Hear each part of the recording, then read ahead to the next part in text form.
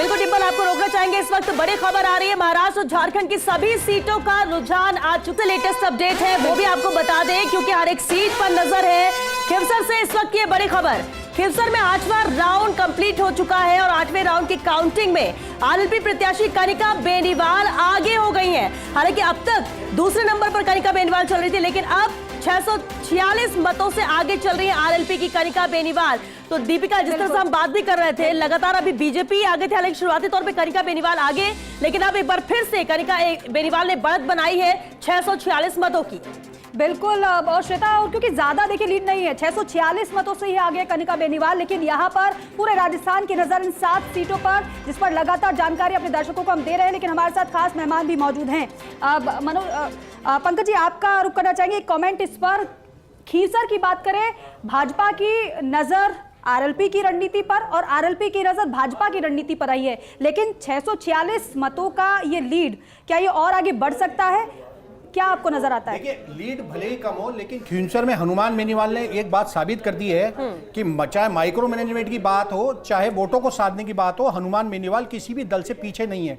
और वो परिणाम आपको देखने को मिल रहा है, जहां पर ये पहले ही माना जा रहा था कि कांग्रेस की प्रत्याशी उतना अच्छा नहीं कर पाएगी जितना अच्छा उसकी करने की उम्मीद बताई जा रही थी।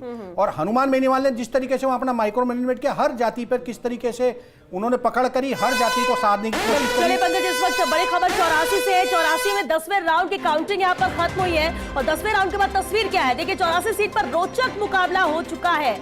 लगातार जिस तरह से लीड बीएपी की थी और बीएपी की लीड अब कम हुई है, हालांकि लीड बरकरार है, बढ़त बनाए हुए, लेकिन इस लीड का मार्जिन कम हुआ है। 8000 अब महज लीड रह गई है। इससे पिछले राउंड में भी लीड और कम हुई थी। 10वें राउंड तक 1,03,998 वोटों की गिनती पूरी हो चुकी है और 1,89,858 मतदाताओं ने मतदान किया है 84 सीट पर। 85,860 वोटों की गिनती अभी बाकी है और ऐसे में कितना दिलचस्प रहेगा, अनिल कुमार कटारा क्या आगे भी आगे चलते रहेंगे बीएपी के, क्योंकि ये लगातार बढ़त बनाए हुए हैं।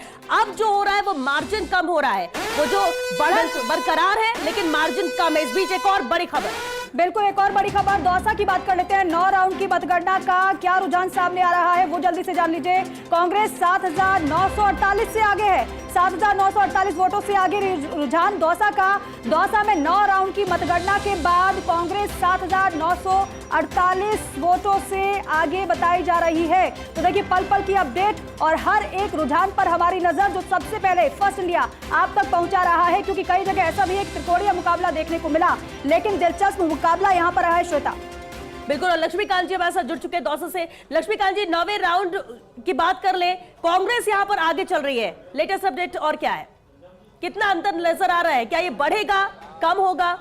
देखिए बिल्कुल